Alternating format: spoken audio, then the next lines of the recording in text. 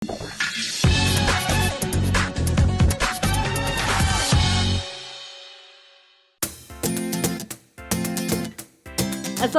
warahmatullahi wabarakatuh, pemirsa sana. Bagus dan unik ya desain tempat makannya. Ini bisa jadi hadiah atau kado yang bagus untuk anak atau keponakan kita. Secara psikologis, seseorang yang diberi hadiah pasti akan senang. Apalagi jika hadiah yang diberikan berupa barang berharga atau yang sedang dibutuhkan. Ya, Islam mengajarkan kita untuk memberikan hadiah. Aisyah radhiyallahu anha bercerita, Rasulullah Shallallahu Alaihi Wasallam biasa menerima hadiah dan biasa pula membalasnya. Hadis riwayat Bukhari.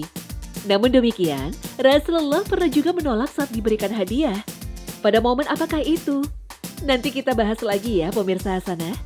Sekarang kita intip yuk membuat salah satu hadiah cantik di atas, yaitu kotak makanan anak-anak.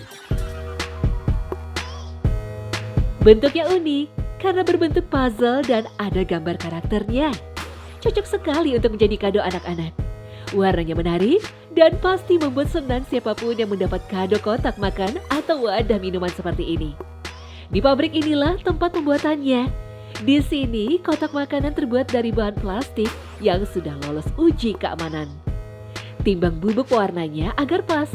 Perbandingan antara biji plastik dan bubuk warnanya harus sesuai standar. Masukkan biji plastik dengan bubuk warna ke dalam mesin pencampur ini selama 20 menit. Mesin ini mampu menampung hingga 200 kg biji plastik. Biji plastik yang dipakai jenis PP atau polypropylen, jenis yang paling aman sebagai wadah makanan. Biji plastik yang sudah dicampur pewarna akan dipanaskan sampai meleleh, lalu langsung dibentuk.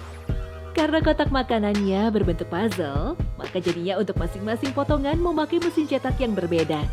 Biasanya bagian tutupnya dibuat mengkilap agar tidak tertukar. Nah, tinggal dipasangi stiker. Dan stiker yang dipakai stiker khusus yang aman untuk makanan. Ada juga tes kualitas barang dengan cara menjatuhkannya. Jika dari ketinggian 1 meter tidak pecah, berarti lolos uji. Kalau sudah diuji lab, tempat makan bisa dirangkai. Dan tempat makan produksi Indonesia ini juga sudah diekspor ke luar negeri. Jadi tak salah jika dalam waktu sebulan, pabrik ini mampu memproduksi 2,5 juta tempat makan puzzle. Masya Allah. Nah, ini juga cocok dijadikan hadiah. Namanya messenger. Sebenarnya toples yang dipakai adalah yang biasa dipakai untuk mengawetkan makanan. Asalnya dari Amerika Serikat. Nama messenger diambil dari nama pembuatnya, John Landis Mason, yang membuat kerajinan ini sejak tahun 1858. Nah, Mama Eta inilah pembuatnya. Awalnya ia menyulap barang yang tidak terpakai di rumah. Tak disangka, kerajinan ini memiliki nilai jual yang lebih. Bahkan sudah dipasarkan hingga ke beberapa kota besar di Indonesia. Tema kerajinan messenger yang paling diminati adalah tema ocean atau lautan. Wah, bentuknya lucu-lucu ya. Cocok dijadikan lampu tidur atau pajangan di rumah. Jika ingin membuatnya, bisa siapkan toples-toples unik yang kacanya bening ya. Untuk membuatnya tak terlalu sulit. Jika ingin tema laut atau ocean, maka tinggal masukkan pasir coklat ke dalam toples, lalu masukkan cangkang kerang yang bersih ya. Lanjut, masukkan lampu LED-nya.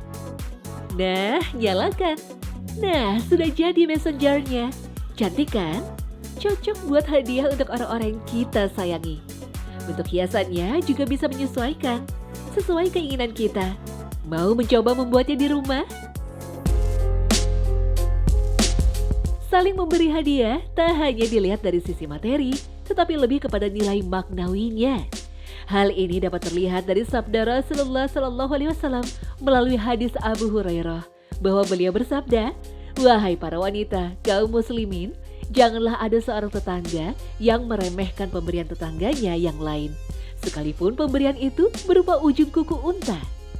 Maksudnya adalah, kita harus selalu menghargai hadiah dari seseorang, meskipun hal itu terlihat remeh atau kecil di mata kita. Namun, ada saatnya pula Rasulullah menolak hadiah.